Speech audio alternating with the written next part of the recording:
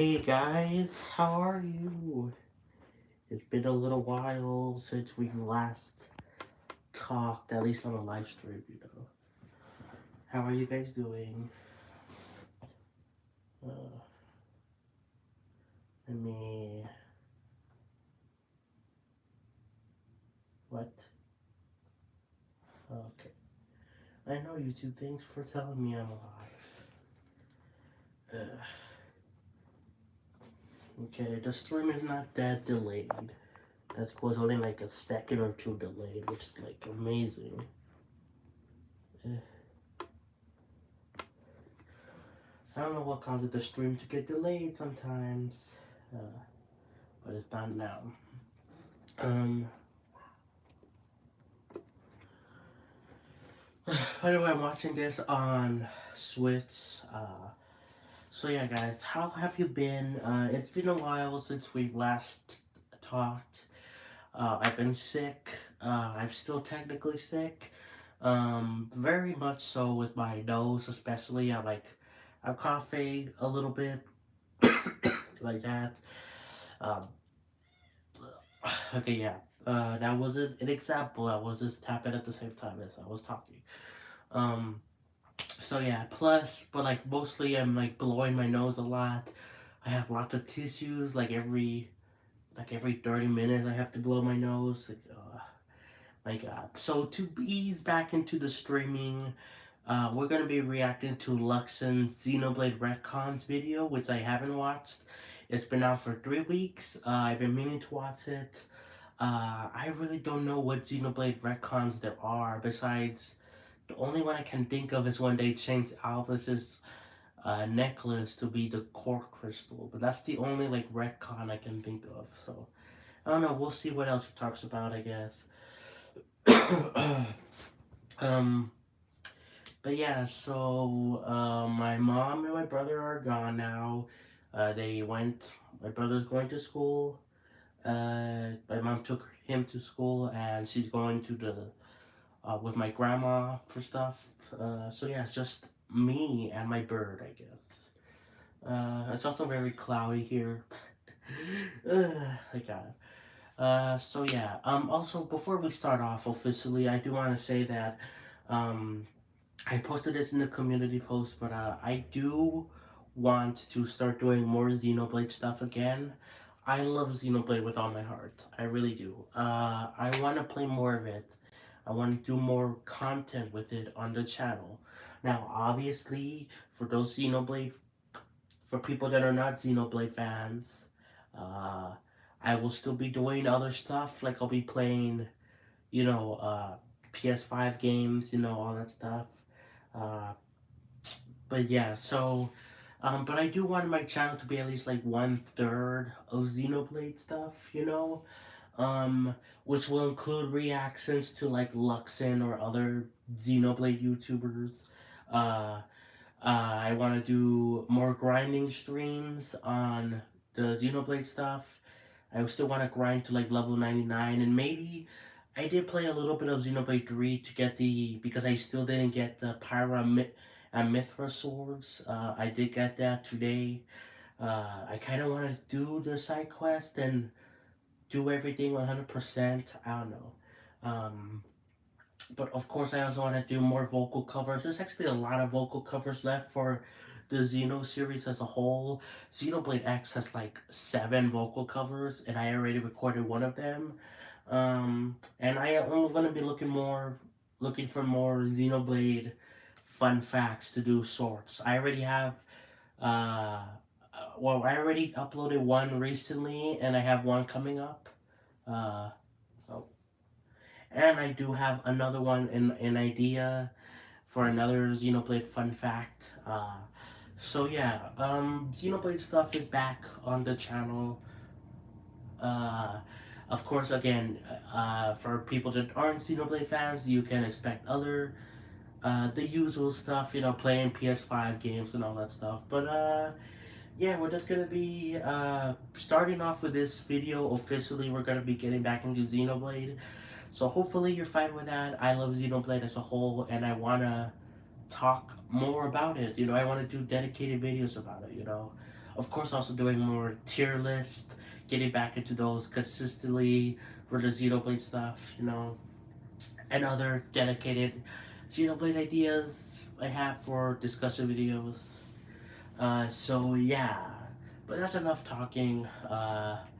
We are going to be reacting to again Luxin's Xenoblade Retcons video. It's 47 minutes. Uh, his original video is in the description. Check him out. He's a cool YouTuber. I wish I could be him in a lot of ways.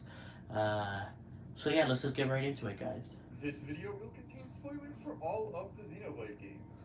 While I will be going through them in release order throughout this video, I will still be bringing in details from future games when I talk about older ones, so I would recommend being okay with spoilers for everything before watching on.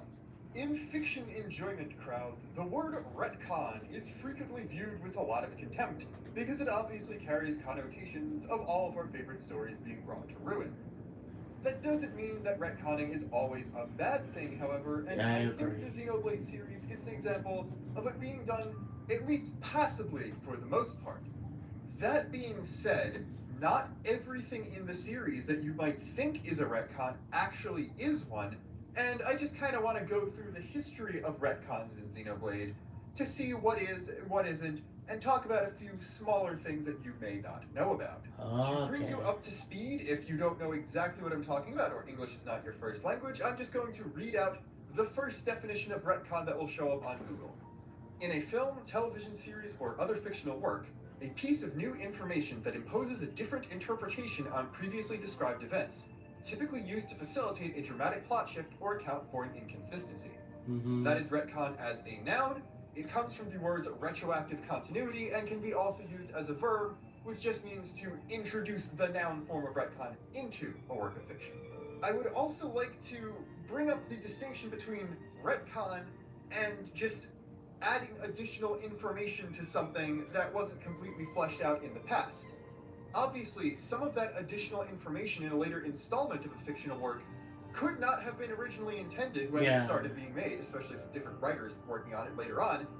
But in my opinion at least, that doesn't count as a retcon unless it actively contradicts or changes our interpretation of things as we initially knew them. For example, most of Future Connected I would not consider retconning Xenoblade 1. Yes, it is a sequel to 1 written about a decade later. But it's not a However, retcon. it's still a sequel. It doesn't change any lore or things we knew about the original game, just elaborating on the very ambiguous new world that was created at the end. Also, I would probably consider, he might talk about this as well, I would probably consider, because there was a big theory that Alvis was Ontos after Xenoblade 2, and them confirming it in Xenoblade 3 Future Redeemed is not a retcon. It's because it was basically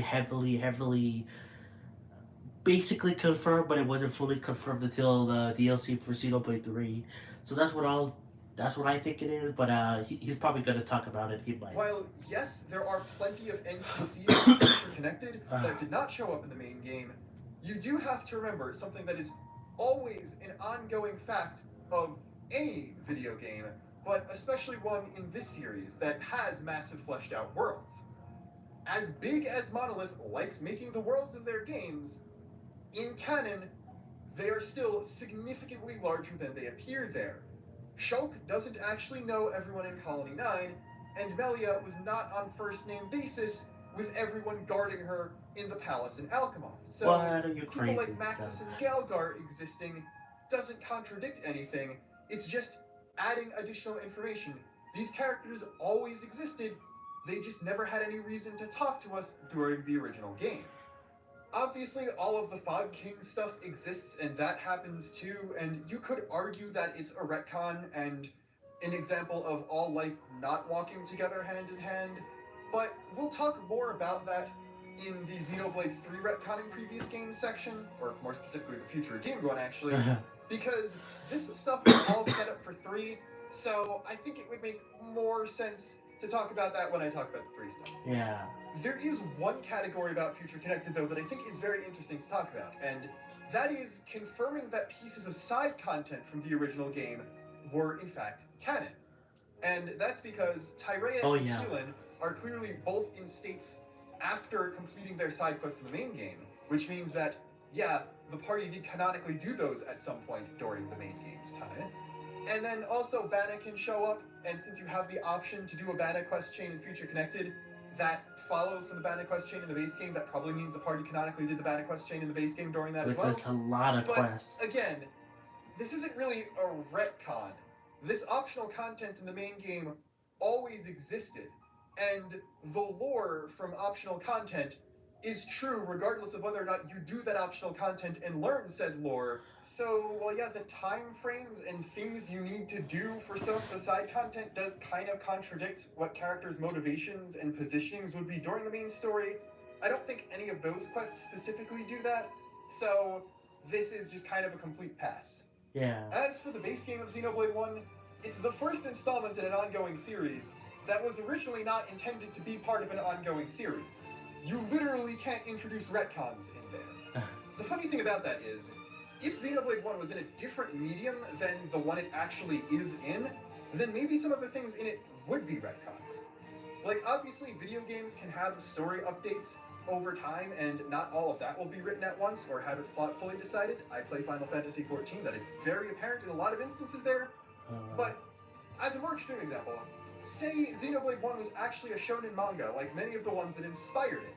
If that were the case, when the first chapter released, the entire plot outline probably wouldn't have been finalized at that time. Yeah. So some later game plot twists, like Dixon being evil or Shulk having Zenza in him the entire time, might have ended up being retcons, just because the entire endgame hadn't been planned out. But obviously it's a game, so Shulk first picked up the Minato. Or actually, I don't know. If this was a shonen manga, the first chapter would probably be mostly done and you just see Shulk in one panel at the end. I don't know if Jump would let them get away with that, but we're getting way into the weeds on this one. You'd think it would be time to move on to Xenoblade X right now, because that came out between 1 and 2.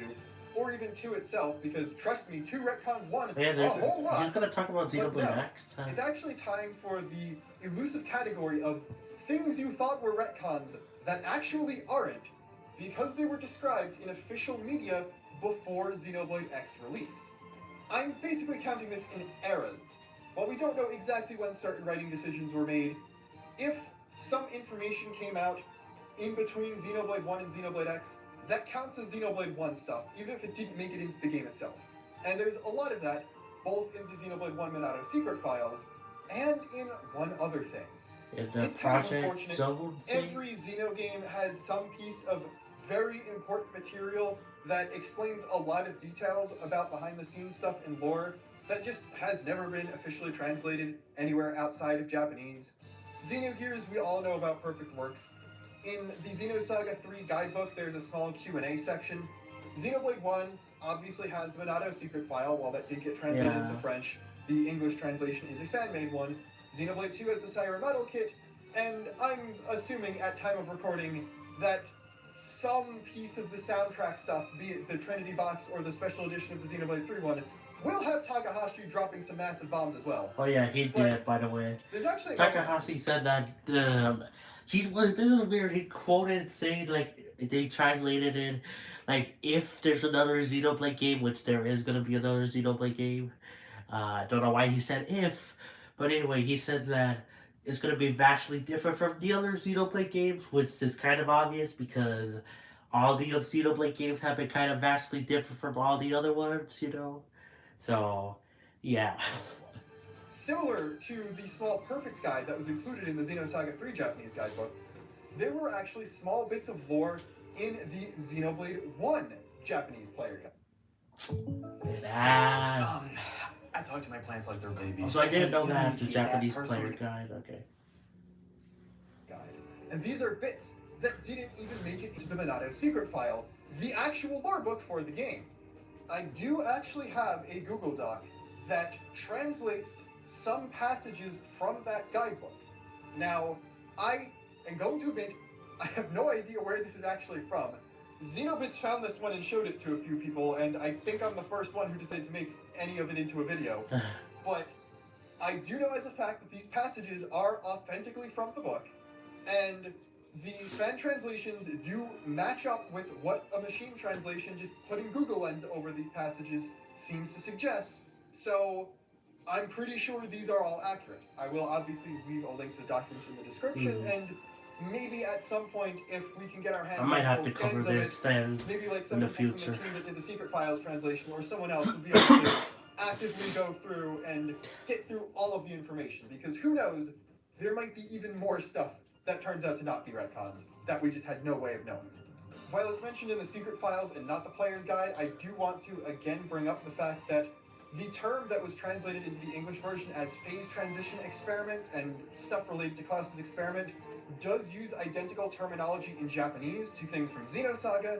So yes, while Xenoblade 2 does absolutely retcon in a ton more things that are similar to Xenosaga into the series lore, the idea of making references to it in the first place did originate from Xenoblade 1. Which is cool how I crazy they recommend reading through the Player's Guide credit to translation some on your own extent. after this video, by the way. I'm only talking about retcon adjacent passages. There are a few really interesting ones, like how X's concept of characters having 2 weapons was actually a planned idea for 1. There's cool stuff in there, you should look at it. First passage relevant to this video, though, is a short one I might do some about fun Ricky's facts based family, on it. where it suggests that while he and Oka are living with 11 children in Frontier Village when we meet them, there may have been older children that already left the house and became independent. So he may have more children than the implied 11, plus additional one from the ending who may or may not be Shulk, plus maybe Kino, depending on things. We don't know if the extra person in the ending is Kino, Shulk, or another biological kid, but either way, while I'm personally on Team Riku is Kino's son, the timeline would actually match up a little bit better if he's still Ricky's grandson and not son, but his parent was already older and had left the house by the time Shulk meets Ricky. The next passage is kind of a big one, though. You know how I always have been theorizing that the world of Xenoblade 1 was a pocket dimension? And I sort of was confirmed correct-ish by Xenoblade 3. Well, it turns out I just have been right the entire time and never knew that not only was this just kind of implicit in 2 and 3, but it was also just a canon thing since Xenoblade 1. I'm going to read the entire translation of this passage. Page 275-1 translation. A sealed world. The world of Shulk & Co. is not a planet like our world. It is a sealed space containing only the Bionis, the Mechanis, and an endless ocean. Ether flowing out of the Mechanis causes the density of the ocean to be disordered, making it impossible for life to traverse it. So, yeah, well, both in-universe and out-of-universe, it was pretty clear that the 2 titans of the oceans were the only things in the world of Xenoblade 1. The fact that it's referred to as specifically a sealed space makes the idea that it is a pocket dimension centered around where Earth used to be, and then when Shulk recreated it, he just recreated a planet in the pocket dimension where Earth used to be that maybe you could see Earth's sky from. A whole lot more sense. At least on the Xenoblade 1 side, the pocket dimension thing is true, but I don't think this exactly paints me in a particularly good light, because this has apparently been explicit fact since Xenoblade 1, and 2 had been out for at least a year before I started saying that, so, like, that's at least 5 years since I played Xenoblade 1, and like 8 since it first came out, for me to figure it out. That's not really a time frame that you should be impressed by. Skipping over plenty of very interesting passages, we get to a Q&A about more spoilery topics, and the first question actually introduces a retcon that I'm pretty sure people thought wasn't a retcon, but apparently was. What? Because the first question is Mayneth the researcher who tried to stop Klaus's experiment? That being the silver-haired woman who would later be named Galea in Xenoblade 2. Yeah. Tetsuya Takahashi, executive director's answer is, it's not set in stone, but she was at least one of the researchers. Referencing all of the people that are around in the room Klaus is in the space station in the Xenoblade 1 version of that scene. So, apparently Mayneth being Galea was a retcon. What? There are many things about that scene that were retconned, but I don't think anyone actually thought that part was one of them. The second to last question. That's weird. I thought that was pretty obvious. If you made a timeline following the world's destruction and recreation, would it look something like this? Klaus's world, phase transition experiment on Earth, birth of a sealed world, Klaus becomes a god, Zanza, and controls the Monado, or Fate. Shulk opens the sealed world using the Monado 3. And the answer is, that's right. It should be noted that other worlds do exist in the sealed universe, but Shulk & Co. cannot perceive them. These worlds are free to be explored in the new universe, teeming with diverse life and new I love Xenoblade, possibilities. man. They do this. So, Like, come on. the multiverse was not a retcon. Yeah. There were multiple pocket dimensions next to, but separate from, the Xenoblade 1 world God, that's cool. the entire time. That's crazy.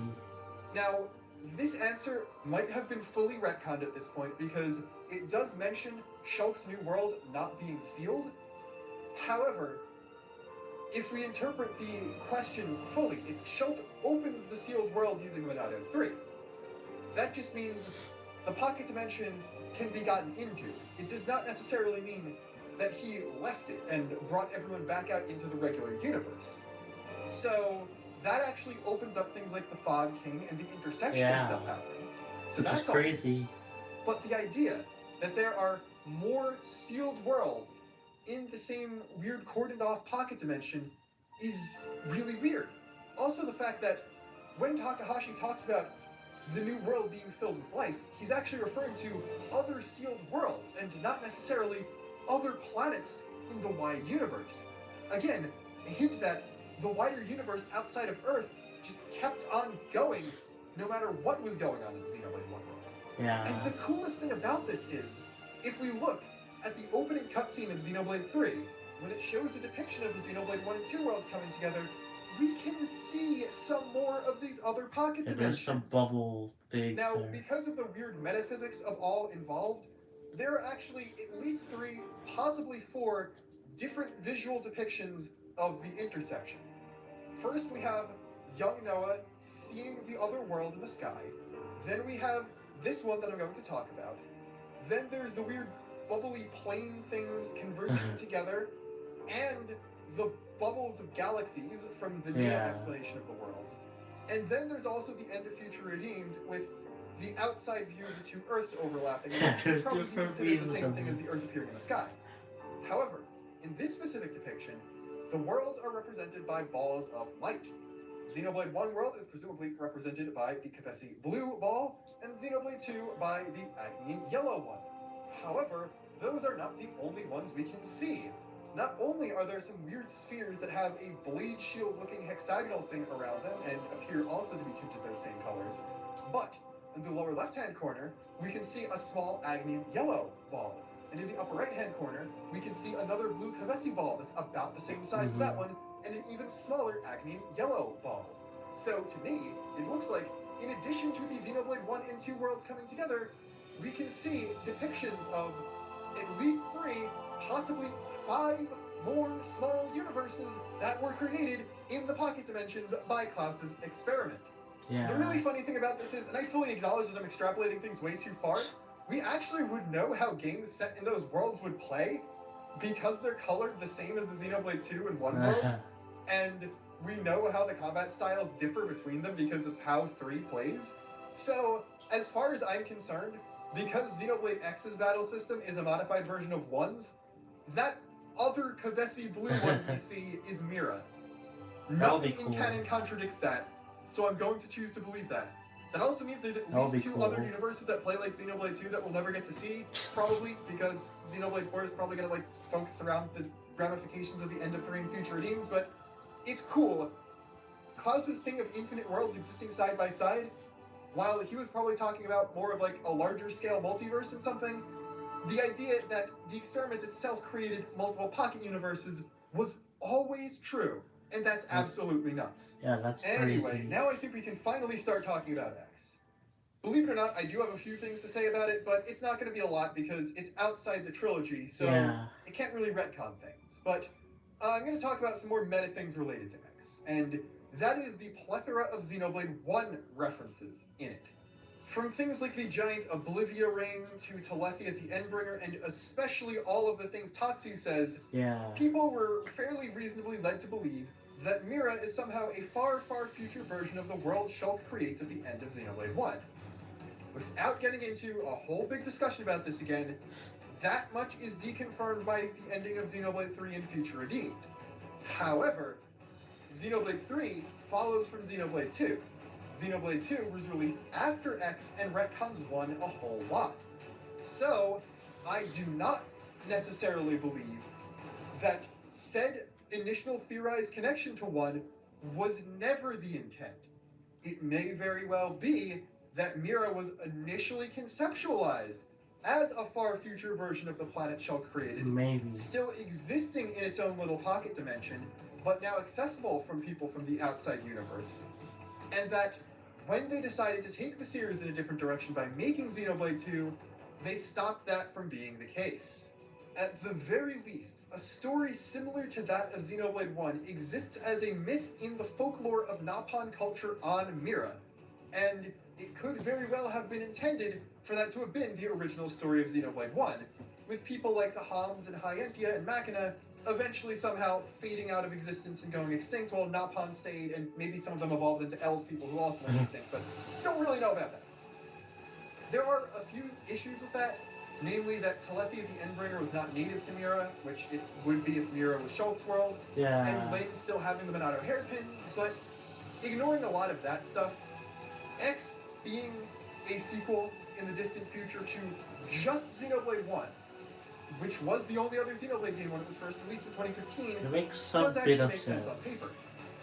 Then they decided to make more Xenoblade 1 sequels, and that stopped making as much sense, so X having that specific connection to the numbered games may very well have been retconned out. That being said, I'm pretty sure that Future Connected retconned in a new connection between X and the numbered games, that being the Telethia going through the rift at the end, becoming Telethia the Endbringer somehow. And as I said, it is still very possible that what turned into Mira was in some way initially created by Klaus's experiment. I was joking when I said that that blue orb in the Xenoblade 3 opening cutscene was Mira, but Mira could very well be another one of those sealed worlds that somehow became accessible by the outside world and was accessed by people from a different, much more messed up universe than the one where Klaus's Earth came from. Jeez, my parade There's hurts also the from all fact that this. Nappan exists on Mira, and as far as we know, the only worlds where Nappan are known to exist are sealed worlds created by Klaus's experiment, so that could be another connection, even if it's not the initial one that was intended by writers, or the initial one that fans had come to. And lo, do we arrive at the Xenoblade 2 retcon section, and most of these are pretty blatantly obvious, so I don't really know how much time I need to dwell on this. Basically, every piece of story and lore information connecting Xenoblade 2 to Xenoblade 1 is a retcon in some way. Alphys being Ontos, yes, was always the case before Future Redeemed. As soon as 2 came out, Alphys was Ontos, but there being a Trinity processor to begin with, and Alphys having siblings, all retcons. The Conduit, most of the Xenosaga references surrounding Klaus's world in the experiment, retcons. Yeah. The first low orbit station being on a space elevator and not an orbiting space station, retcon. Klaus having a second half who's still alive and went through character development to become much less of a bad guy than Zenza, retcon. Yeah, we didn't see that. I just love a Grand Slam cup. This prefers the new Grand Slam ham. I knew he loved that sandwich. 4 God, pieces an of ad, chocolate, 3 come on. wafers, 2 layers of filling, 1 incredible break. Okay, here we go. Basically, the only things in there that aren't actually retcons are the things I went out of my way earlier in the video to say weren't. That being some of the Xenosaga references, or the purpose of the experiment being doing things that happen in Xenosaga, and the fact that there were other pocket dimensions created by the experiment. Everything else was introduced in Xenoblade 2, is unique to Xenoblade 2, and contradicts what we thought happened in Xenoblade 1. The fact that But there there's are 2 nothing different wrong with iterations that. of the Birth of a Universe cutscene are enough proof that plenty of retcons were done here. Now, obviously, the actual story of Xenoblade 1 itself is not changed by any of this stuff. It's just the lore, but it does change pre-established lore to add in more Xeno elements and things from 2. So that definitely does still count as a retcon, and a lot of people think that it is a good one. Like, if you're tolerant of me enough to get this far into a Luxin video, you probably at least like Xenoblade 2, so yeah, I like you're this probably on retcon. board with this Makes retcon. it better. I In think fact, it's a net I positive was really change, happy and with it. I personally do. Xenoblade 1, not having a lot of Xeno elements, is great for someone getting into the Xeno series, but the fact that it, when it started out as kind of being the most unique child and not really having a lot of things tying it together to overarching Xeno things, being dragged into that gives it a lot more importance, I think, and yeah, it revolutionized Xeno and made X2 and 3 able to exist, but it deserves to be elevated to the same tier as them, and this retcon, putting the Zohar in an important place in its backstory, does a lot of work to do that. One part of this big retcon that I don't think I've seen anyone really talk about before is the actual time frame of all of this stuff. In Xenoblade 1, it was already confirmed that Klaus's world was in fact Earth. Space memory is based on Klaus's memory, and you can see the planets of the solar system. Clearly Klaus was from Earth. And then it ends on Earth. We weren't given a time frame for when Earth was destroyed. All we see is Klaus on a space station orbiting Earth at some point, presumably in the future, because we don't have a space station like that already. Then Xenoblade 2 happens. The Siren model kit confirms that the conduit is discovered similar to how the Zohar and Xenosaga was, and we see that the Birth of the Universe cutscene takes place in the year 20XX, and that all of that accelerated technology happened because the conduit was found. Initially, I think most people playing Xenoblade 1 would just assume, okay, Klaus comes from a far future Earth when technology has drastically advanced, whereas post-retcon, it's now the fact that only a few decades from present day have passed, but because humanity discovered an immensely powerful relic, they were able to jumpstart technology and get to that point exponentially faster. Yeah. Also, building a space elevator like the Xenoblade 2 version of the cutscene depicts is actually harder to do than the orbiting space station that the Xenoblade 1 version of the scene depicts, so arguably technology was retconned to be even better in Klaus's world before it was destroyed. And also, just as a slight tangent, yes, the fact that there are 2 Birth of the Universe cutscenes means that Xenoblade 2 retcons Xenoblade 1. But the fact there is a legitimate explanation for why the one Alvis showed Shulk is different from the one we see in Xenoblade 2. Yeah, I like great. this too. First off, the context between the two is different. In Xenoblade 1, Alvis is showing the scene to Shulk so he can learn about the world before. In Xenoblade 2, it's Klaus flashing back. Now you would think the computer would show a more accurate depiction of scenes, but you have to keep in mind, Shulk is kind of dumb. Like, he did not recognize Earth as a planet. He thought it was some ball of water.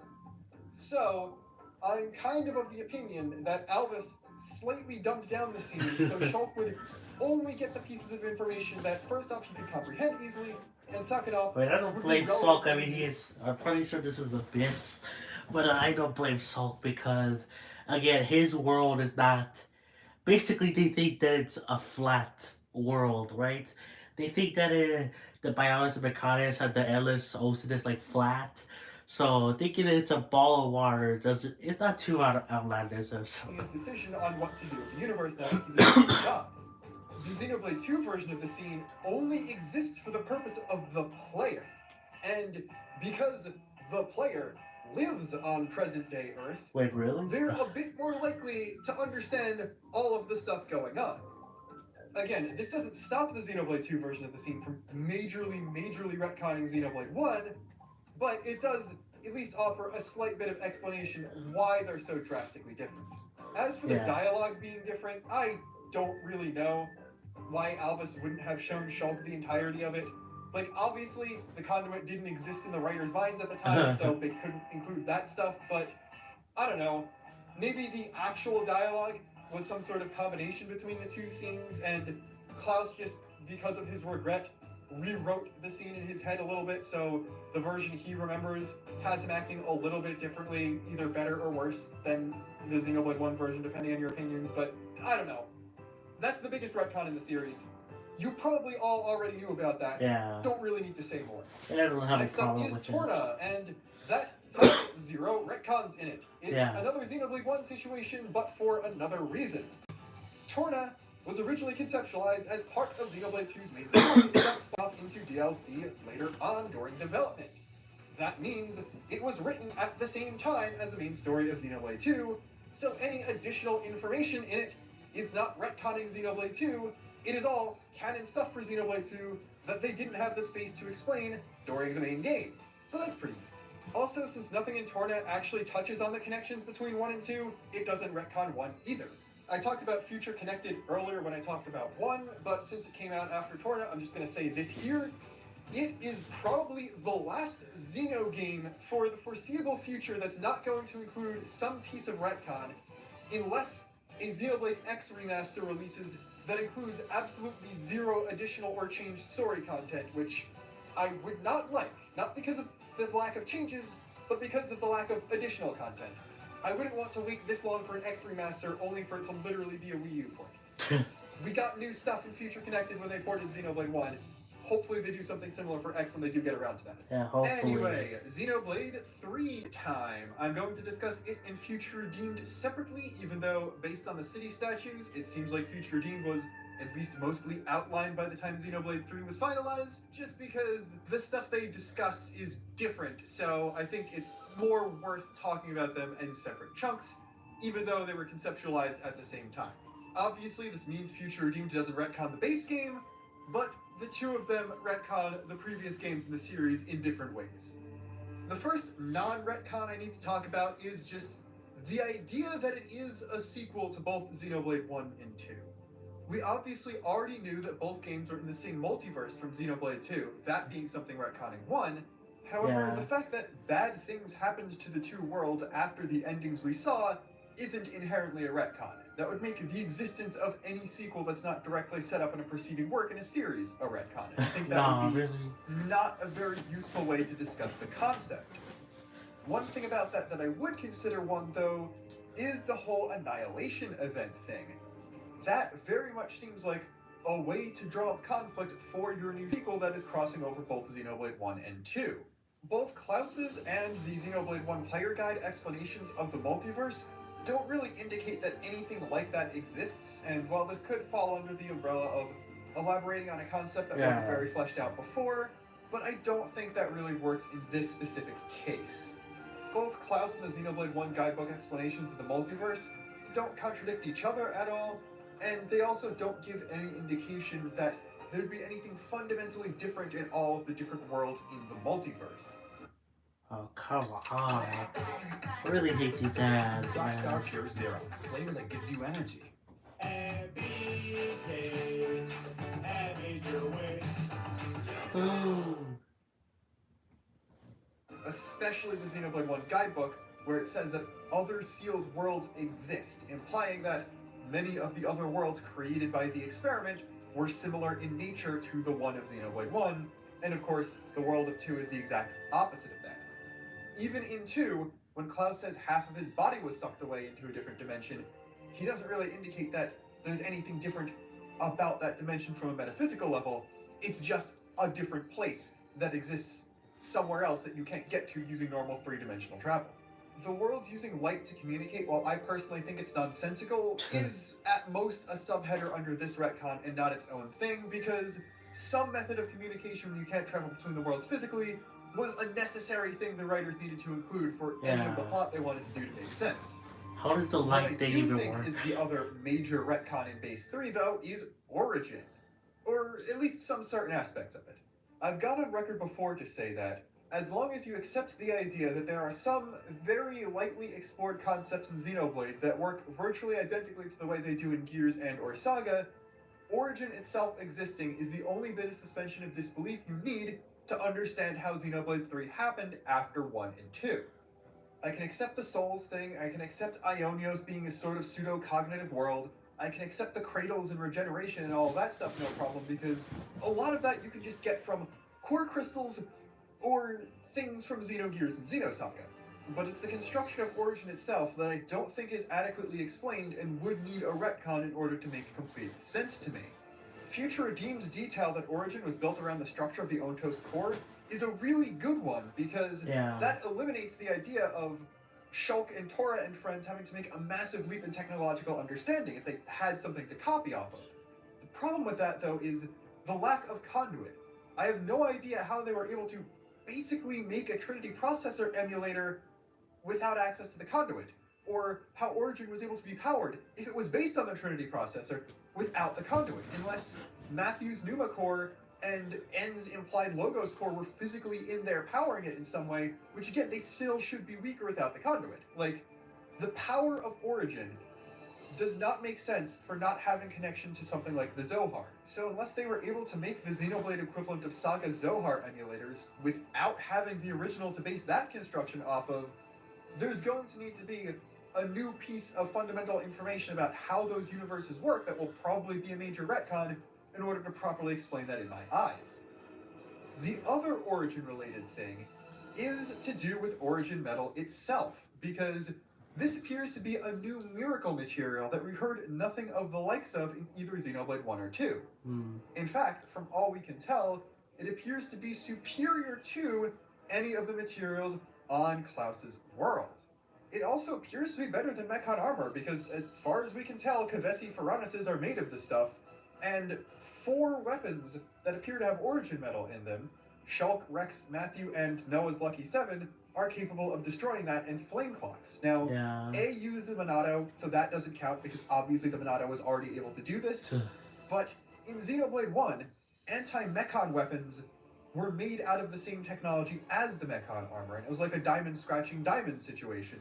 But in this case, Origin Metal appears to be just a better thing than that, which doesn't really track with the fact that, as far as I can tell, Mechon armor was made out of the same stuff as the skin of the Mechonis, and we never really saw any sort of super special material in Xenoblade 2 at all, so they must have been able to figure out something, again, without access to the conduit, that nobody else in their worlds were able to do. So, I don't know. At best, maybe they were able to hook up whatever Trinity cores they had access to and run some sort of simulation, but I feel like you'd need to retcon either the seeds of whatever Origin Metal is in, because it's also special in that it can store souls. Like, the core crystals in Origin aren't the only things that do that. The metal does it as well, so I don't know. I feel like the invention of that will require retcons in order to properly explain, too.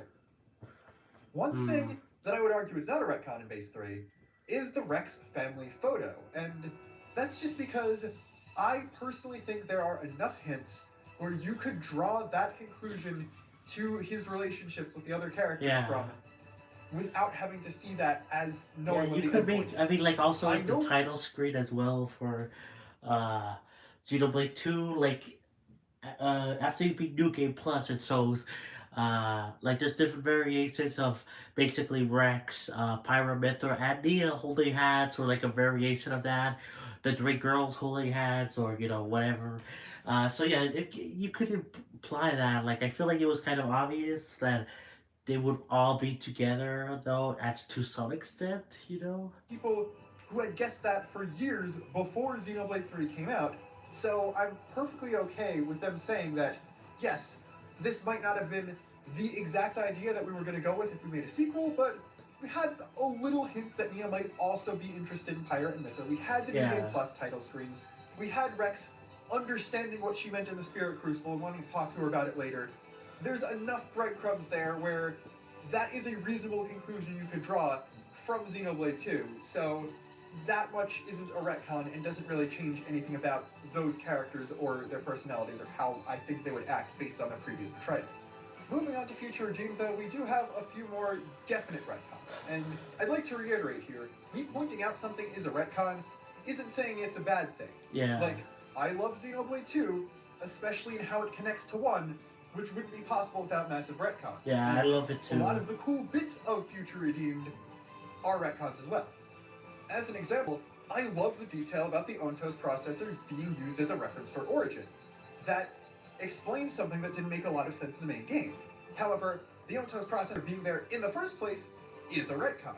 Obviously, Alva's being Ontos to begin with and having that processor is a retcon, but in addition to Xenoblade 2, the idea that the core is still on Shulk's world is a little confusing, because I think literally everyone before playing Future Redeemed thought that Alvis had went out into space to go look at the new life that Shulk had made, or at the very least went into a different universe or something.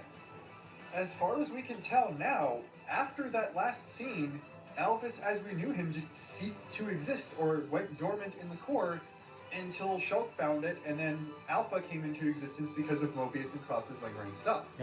Like, obviously, A still exists and is effectively the Alvis we all know and love from Xenoblade 1 in a different body, but this still technically changes the fate of a character that we thought we at least reasonably knew, before the time frame of Future Redeemed story itself. So I think that counts as retcon. Basically, just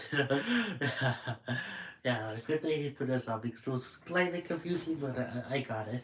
Basically, Silva was being somewhere out there in the universe, like it was implied onto us as a whole when Dormant until Alpha was created, and the character from one only came to the forefront again when Gondor split Alpha and A apart. The ending cutscenes of Xenoblade 1 again, instead of something new happening to a character in a sequel because that's how sequels work. Speaking of Alvis retcons, we need to talk about A's gender, and not in the way you would probably think. It's become more common knowledge since A was revealed as a character and we started to learn how A worked and presented themselves, but Alvis was never explicitly stated to be male. The Xenoblade 1 secret file lists Alvis's gender as male, question mark, question mark, question mark. And with just the context of 1, this makes a whole lot of sense. Yeah. There's no real need to give the concept of a gender identity to an AI that had the role Alvis did. Yeah. The character was always intended to be a genderless computer program presenting as a male Homs for the purpose of getting the whole Hyantia thing working properly. So nothing about this is actually retcon, right? Well, yes and no, because Ontos, Alvis, A, whatever you want to refer to the character as, that character's gender has not been retconned. The reasoning behind that character's gender has, though. Initially, it was just because there's no reason to give the lone administrative computer of a phase transition facility a gender as an AI. Yeah. As a Future Redeemed, though, Ontos was but one of 3 cores in the Trinity processor, and was designed to be the deliberator or mediator between Numa, who was designed to be female, and Logos, who was designed to be male. Yeah. So, kind of the reasoning did a whole 180, Yeah, even reasoning if the changed. end result is still exactly the same as it's always been. 2 interesting asides about that. Initially, I would have thought that, oh, if back in the Torna times, if Amalthus had chosen to awaken the other Aegis core, the entire game would have played out the exact same way it did. It's just that the color schemes of Malos and Mithra would be swapped because Mithra would be Logos and Malos would be Numa, but no. Numa is always female and Logos is always male, which means that the blades Amalthus and Adam would have awoken if they swapped cores would have been completely fundamentally different because they would be the opposite genders from what the canon versions of them are. So, interesting food for thought. People have been doing Aegis swap AUs literally since the game came out, but there you go. Now there's a bit more information about it. So it'll be like, hold on, oh, what? An ad, really? What the heck? I paused it at the wrong time. Summer isn't about the Ritz crackers. So It's we'll about be the like, backyard barbecues and the Ritz crackers. And then the second one is... So wait, it will be, hold on, let me rewind again because I kind of lost it. in the other Aegis core, the entire game would have played out the exact same way it did. It's just that the color schemes of Malos and Mithra would be swapped because Mithra would be Logos and Malos would be Mithra would be... Numa, but no. So, kind of the reasoning did a whole 180, even if the end result is still exactly the same as it's always been. 2 interesting asides about that. Initially, I would have thought that, oh, if back in the Torna times, if Amalthus had chosen to awaken the other Aegis core, the entire game would have played out the exact same way it did. It's just that the color schemes of Malos and Mithra would be swapped because Mithra would be Logos and Malos would be Numa, but no. Oh, okay, I get it. For some reason, it took me a while to process that. Why? Like, yeah, I Numa get it. is always female and Logos is always male. But yeah, which that's means how it that works. the blades Amalthus and Adam would have awoken if they swapped cores Would have been different. completely fundamentally different because they would be the opposite genders from what the canon versions of them Yeah. are. So, interesting food for thought. Okay, I was People kind have of been doing confused. Aegis My swap brain was AUs like, literally what? since the But I game came get out. it. But there you go. Now there's a bit more information about it. And then the second one is just an interesting observation I had about pronoun use for all of the Ontos core havers that is probably only a consideration in localized versions of the game just because of how Japanese works. As far as I can tell, it seems that the rule is if you're using the body of the high-end Yasir Alvis, you inherit the he/him pronouns. While in present tense, Shulk doesn't use pronouns for A like everyone else in the game, in past tense he does refer to Alvis as male, which does make sense because that's how he was first introduced to him as. At this point, he sort of knows that Alvis was effectively a persona and not the true Ontos, and it does seem like it takes a little bit for him to accept that A is the Alvis he knows, so he might have initially started referring to them as two different people. What's more interesting about that, though, is everyone in the game referring to Alpha as male. Rex doing it in the opening cutscene could just be a case of, oh, at this point in time, Shulk and Rex still think it is literally the Alvis from Xenoblade 1 doing something bad, so they would treat it as if it was Alvis. But in non-flashback scenes, literally everyone refers to Alpha as male, including, I think, A at least once, which is interesting, if only because A is quite literally the human parts of Ontos. Yeah. Now, like, obviously, there are humans that are neither male nor female, and there are real people who do not use personal pronouns in English. That's not what I'm trying to say. What I'm trying to say is, why doesn't Alpha, the one who's literally a heartless machine, get referred to more inanimately, I guess, is the best word for it. And the only explanations I can really have for it are, okay, we're just associating Alpha with Alvis because that's the body he's using, and we have the good parts in A already, so it's just easier to distinguish between them. Or it's just a case of Klaus's lingering influence, because that's kind of the whole thing about Alpha. He's like a corrupted version of Klaus's ideals for the future filtered through the lens of Mobius. So I guess it would make sense for the being created by that alongside the Ontos core crystal and origin to also be a guy. Yeah. This is just some musings. This has nothing to do with retcons, and none of what I said is explicitly canon. I just couldn't think of a better video to place this here, and I was about to make just a 2-minute one because I couldn't squish that all into a short. You can't accuse me of using this to pad out the runtime. This is a me video. It was going to be long no matter what I talked about. While we're here talking about bearers of the Ontos core, I think it's time to mention the thing I said way earlier, where they did retcon Alvis's final words from the end of Xenoblade 1. Once again, though, this is probably not a retcon you're thinking they did. Those words have not been struck from canon. It didn't turn out that Alvis was lying the entire time. It's just, we didn't know what he was actually referring to. Initially, everyone was like, ah, this is clearly meaning the new world Shulk makes at the end of Xenoblade 1. All life in that world will walk together towards the future hand in hand. And then we played Xenoblade 2 and we're like, okay, maybe those two worlds can come back together in some way. And that's what Alvis was talking about. It's life from both of those worlds. And then Xenoblade 3 happened where those two worlds were literally in conflict with each other. And we're like, okay, did Alvis just lie at this point? What's going on here? No, Well, I thought it was the ending still of the Future case. Redeemed appears to have answered that, because Shulk is like, hey, A, you kind of saw all of this coming, didn't you? And A's like, maybe. It was another timing-based retcon. All life will walk towards the future hand in hand. That life does include the life of the Xenoblade 1 and 2 worlds. But Alvis, when seeing the future and saying that, was referring to the future a couple decades past what Shulk was actually experiencing. Turns out it wasn't directly after Xenoblade 1 when Shulk recreated the world.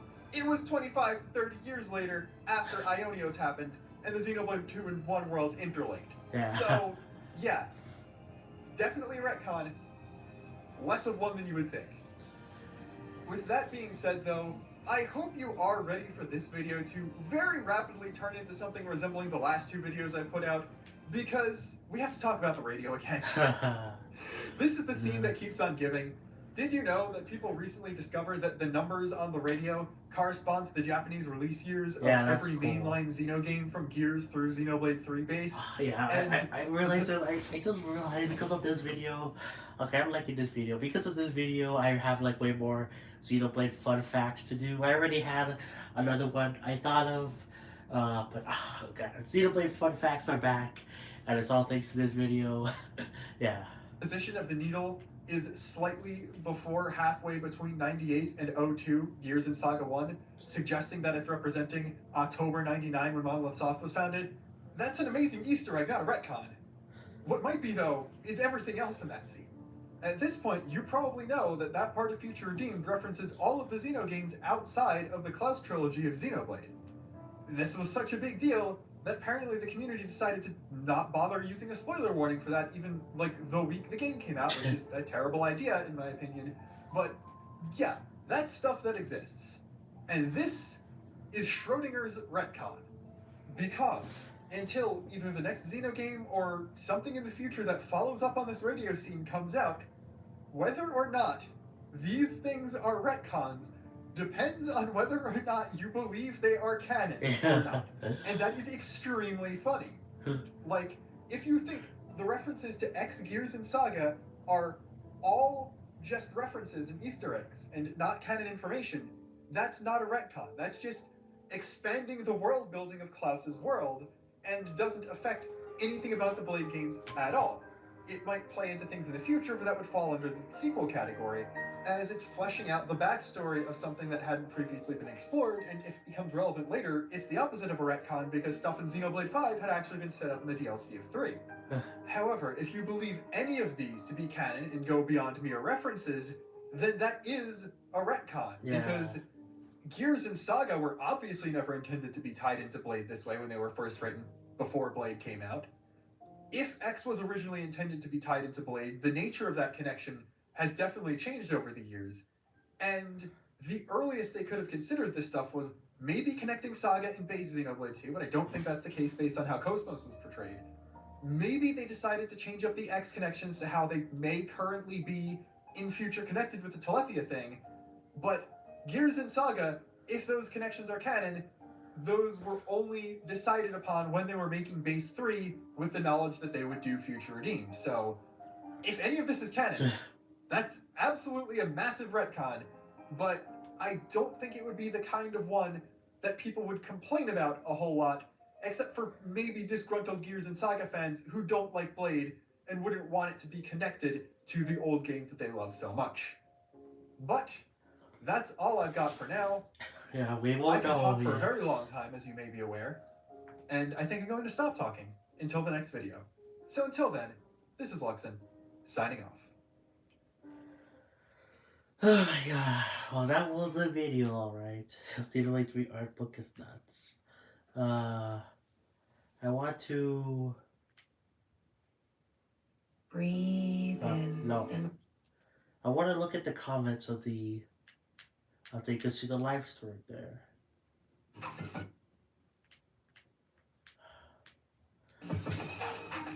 Well, yeah, that was a good video. Really enjoyed it. Very thought-provoking as well. Got a lot of ideas for some fun facts, you know. Like the date one with the radio. With the multiverse thing that it was planned like since Xenoblade 1, you know. I have lots of fun facts to do now, so that's cool. That's all I've got for now. Okay. I want to see the comments here. You have to scroll down, I forgot.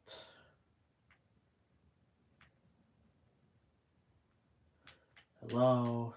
Okay. Okay, comments. Okay. Around 1450, that's not the opinion of the actual universal client, that's media established. Okay. Okay. Yeah, does he not play during your meal and... I don't know. Also, the tilt fight into and this way was probably meant to force out the main issue of 3, where the look like cancel each other out.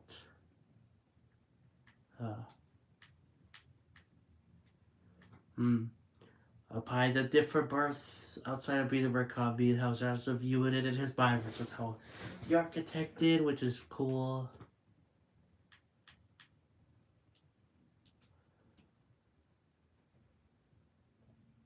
Uh-huh. Yeah, even more interesting. Technically, Torna does record some minor visuals. Oh yeah, yeah. Why did he talk about that? What the heck? Yeah, Torna does record some visuals. I don't know why he didn't talk about that.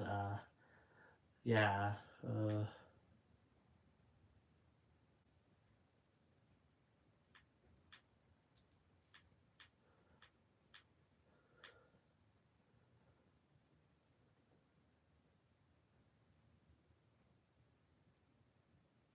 uh, yeah. Well, I don't know why he didn't talk about it. Technically, Torna does have some records, at least visually.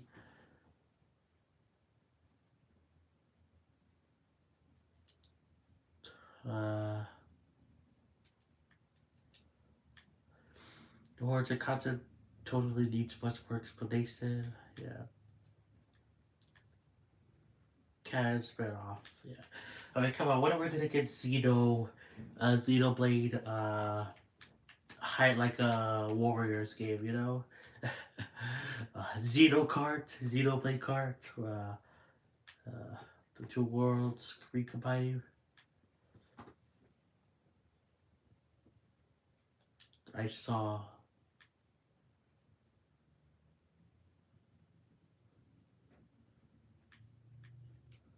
hmm, I think it has power. It does. Okay. Hmm.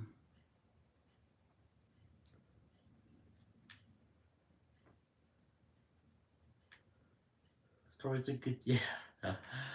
Okay, yeah, lots of good stuff in the comments. But yeah, that was pretty good. I enjoyed watching that video a lot. Yeah. For some reason, I thought it was like Arlo. That's not Arlo. Home.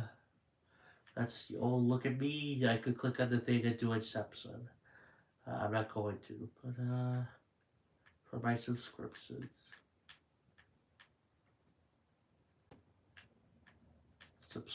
you can see what I have. Yeah, I need to watch that video. I need to watch a couple of videos. But yeah, guys, that's gonna be it for uh the video. Also, I got the idea to do fun facts from Tanner Fishies again, who does Ninjago fun facts, you know. So I'm doing them I'm doing like the Splatoon and Xenoblade stuff, and I have way more Xenoblade stuff now ready to go. So yeah, I'm really looking forward to it. I'm happy I have Xenoblade stuff to do fun facts for. But yeah, like I said, Xenoblade stuff will be coming back to the channel. I want to do more discussion videos, of course, with the tier list, continue those officially again, along with just other ideas I have. I also want to do some streams where I grind Xenoblade 3, or Xenoblade 2 or Xenoblade 1 or whatever. Uh, yeah, and I also Oh, also this handheld for the PlayStation they cost like $200. Yeah, no thanks, buddy. Like I still have Xenoblade 3 and in the cartridge because of I was getting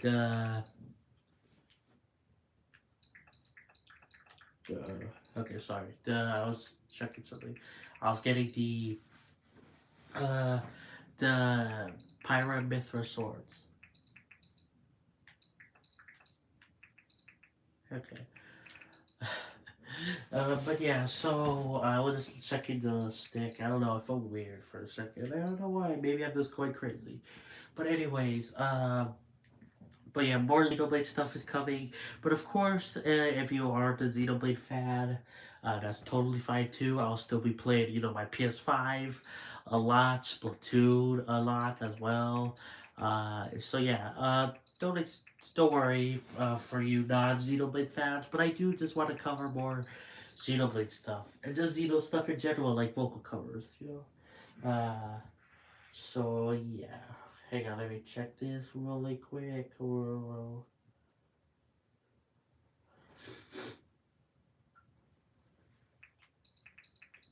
Okay. Uh, well, I don't know why the controller stick feels a little weird. I don't know if I'm going crazy or what. Oh my god. Let's see what's going on in my first. uh,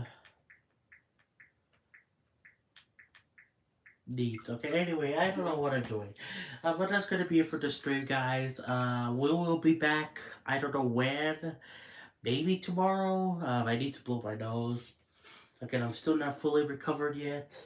Uh, but I will be back relatively soon, either tomorrow or the day after. I will probably be playing more PS5 games, you know. But expect more Xenoblade stuff on the channel, you know. But yeah, guys, that's gonna be it. Hope you enjoyed. Like, subscribe, please, on Xenoblade, and I'll catch you guys next time for more. Peace. Bye, guys, and it was great coming back.